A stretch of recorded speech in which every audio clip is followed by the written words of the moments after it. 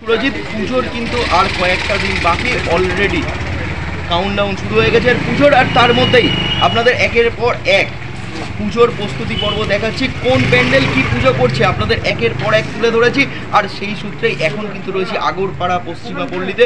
আপনারা সকলেই জানেন প্রত্যেক বছরই কিন্তু এই পুজোটা নিত্য নতুন থিম বা আপনাদের মনোরঞ্জনের জন্যে নতুন নতুন থিমের আবির্ভাব করে, নতুন নতুন ভাবে আপনাদের সামনে সেজে ওঠে এই মণ্ডপটি।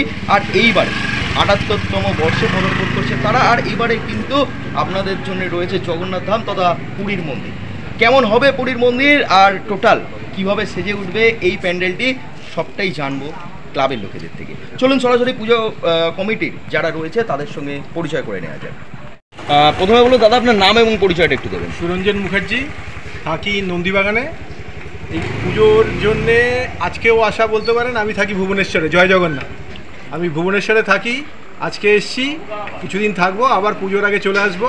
এই পাড়াতে পুজোর ৭-৮ দিন আমি একদম ছুটি আনন্দ করি সবার সাথে মিলে। আমার নাম রতন দাসকর্মা, কমিটির প্রেসিডেন্ট আমি। আমাদের আপনি তো দেখতে পাচ্ছেন আমাদের পুজোর প্যান্ডেল অলরেডি প্রায় শেষের দিকে বলা যায়। এখন আমরা একদম উন্মুখ হয়ে আছি এইটা লাস্ট প্যান্ডেল হওয়ার পরে কী অবস্থা হবে, কারণ প্রচুর লোক এবার আমাদের এই প্যান্ডেলের দিকে তাকিয়ে আছে। শুধু আগরপাড়া নয়, আগরপাড়া, চৌধুরী, গোলায় প্রত্যেকটা লোক। এবং এবার আমাদের যা মানে ধারণা, তাতে লোকের জায়গা দেওয়া মুশকিল। নাম দিলীপ গাঙ্গুলি, আমি এই ক্লাবের সম্পাদক। আমাদের পুজো এবার ৭৮ বছরে পা দিয়েছে। আমাদের পুজোর একটা বৈশিষ্ট্য হচ্ছে যে আমাদের পুজোর এখানে মানে প্রত্যেকে, মানে আবাল বৃদ্ধ বনিতা থেকে সবাই আমরা একসাথে এই পুজোর 4টে দিন আমরা খুব আনন্দ করি আর কি, ভীষণভাবে। তা আমাদের পুজোতে তো এইবার ধরুন সবাই তো আর পুরী যেতে পারে না, সবার সামর্থ্যও নেই। তা আমরা চাইছি যে পুরীর মন্দিরটাকে মানে এইখানে স্থাপন করতে, এবং সেটার জন্য আমরা যেটা এক্সপেক্ট করছি যে আমাদের এখানে প্রচুর ভিড় হবে। আমার নাম গোপাল কুণ্ডু, আমি পশ্চিম পল্লীর একজন সদস্য। ঠিক আছে, পুজোর কটা দিন কি করা? পুজোর কটা দিনে আমি পুরো পাড়াতেই থাকি। ঠিক আছে, আমরা রিসেন্ট প্রায় 50 জন মিলে পুরী থেকে ঘুরে এসেছি। জুন মাসে আমরা সবাই মিলে গেছিলাম, ওখানে একসাথে ধুমধাম করে খুব আনন্দ করেছি। ওখান থেকে আমরা ঠিক করেছিলাম যে আমাদের এবার পাড়ার পুজো এই ঠিক করবো, তারপরেই আমাদের এইভাবে প্রস্তুতিতে নেমে পড়া। অভিজিৎ গাঙ্গুলি, এই পুজোর সাথে যুক্ত বহু বছর। বলবো যে এই পুজোর কটা দিন পাড়ার লোকেরা কীভাবে সাথে থাকবে? পাড়ার লোক সাথে থাকে মানে হচ্ছে এটা পাড়ার লোকেরই পুজো, সবচেয়ে বড় কথা। দ্বিতীয় কথা হচ্ছে এখানে কোনো মানে এরকম কিছু নেই যে এ আসবে না, বা এর পুজো এটা সবার পুজো। তো এখানে সকাল থেকে শুরু করে রাত অবধি সবাই একসাথে আমরা বসে আড্ডা, গল্প। তারপরে ধরুন এখানে বিভিন্ন রকম আর্টিস্ট আছে এবং তাদের সাথে মানে সেইখানে ভলেন্টিয়ার, তাদের সামলানো, ব্রিজ সামলানো, মানে এই পুজোর 4 দিন যে কোথায় কেটে যায়, মানে আমাদের বিশ্বাস করবেন না, আমাদের বহু লোকের এখান থেকে বাইরে কোথাও ঠাকুর দেখতে যাওয়ার কথা মনেও হয় না। আর লাস্ট বছর ধরতে ইচ্ছে করেই না, আমাদের এখানেই কেটে যায়। কিশোর কুমার দাস, পুজোর 2-4টা দিন আমরা কাটাই, খুব আনন্দের সঙ্গে কাটাই।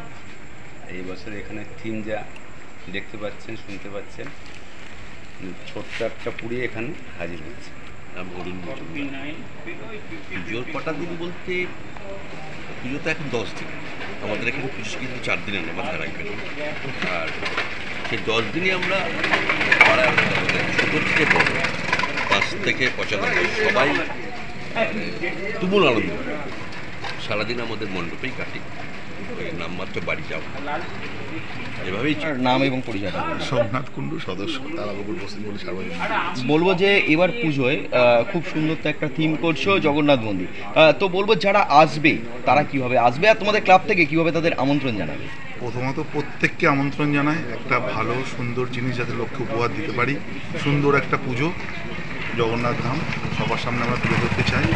একদম আমাদের আগরপাড়া স্টেশনের সন্নিকটে, আগরপাড়া স্টেশন থেকে হয়তো আমাদের প্যান্ডেলের চূড়াটা দেখাও যাবে। খালি পশ্চিম পল্লী বললেই হবে, একদম পাঁচনা মার্কেটের পাশে, জাস্ট একটুখানি পাশে। আপনারা আসুন, একটা খুব ভালো পুজো আপনাদের সামনে আমরা উপহার দিতে চাই। আপনারা আসুন, ভালো পুজো দেখুন। আমি আজকে এই পুরো প্যান্ডেলটা যেটা হচ্ছে, যে থিমটা হচ্ছে, তার কনসেপ্টটা আমি রেডি করেছি, আমরা করছি। তো বলবো যে প্রথম কথা পশ্চিমা পল্লী যেখানে মানুষের ভিড় হয়, বাট নাম করা আগরপাড়ার পুজোগুলোর মধ্যে একটা, তো সেক্ষেত্রে তো অবশ্যই একটু চাপ থাকে, কারণ মানুষের প্রত্যাশা পূরণের চাপ কিন্তু শিল্পীর কাছে সব থেকে বেশি। আর তারপর মানুষের ইমোশন, পুরীর মন্দিরের মতো অনুকরণে মন্দির তৈরি করা, কতটা চাপ রয়েছে? চাপ তো খুবই রয়েছে, ওটা নিজের মধ্যে একটা কনফিডেন্স আছে যে আমি 100% ওটাকে করতে পারবো। আর তারপরে তো একটা প্রেশার থাকে যতক্ষণ না এটা ফিনিশ হচ্ছে, কারণ ওয়েদারের একটা ব্যাপার থাকে আর টাইমিংয়ের একটা ব্যাপার থাকে। এখন পুজো অনেক আগে এগিয়ে এসেছে, মহালয়ের দিকে রেডি করতে হয়। সেই হিসাবে আমাদের যে টিম আছে সেই টিমে যদি পুরোপুরি সাপোর্ট না পাওয়া যায় সেটা সাকসেসফুল হওয়া যায় না। তো সেদিক থেকে আমরা কনফিডেন্স যে আমরা পুরো চাপ মুক্ত হয়ে পুরো ব্যাপারটাকে আমরা 100% সাকসেসফুল করে দেবো। শহর থেকে শহরতলি, কলকাতার অলিগলি, প্রত্যেকটা জায়গায় কেমন পুজো হচ্ছে, কী ধরনের থিম হচ্ছে, আর আপনারা অবশ্যই এবার পুজো দেখতে গিয়ে কোন কোন পুজোগুলো লিস্টের প্রথম দিকে রাখবেন, টোটালটাই তুলে ধরা হচ্ছে ভারত টিভির পর্দায়। চোখ রাখুন এবং দেখতে থাকুন, আর এখনই খাতা খুলে বসে যান, কারণ আপনার পছন্দের পুজোগুলো কোনগুলো এবার করতে চলেছে, পছন্দের থিম সবটাই তুলে ধরা হবে ভারত টিভির পর্দায়। ভালো থাকুন, সুস্থ থাকুন, দেখতে থাকুন ভারত টিভি বেঙ্গল।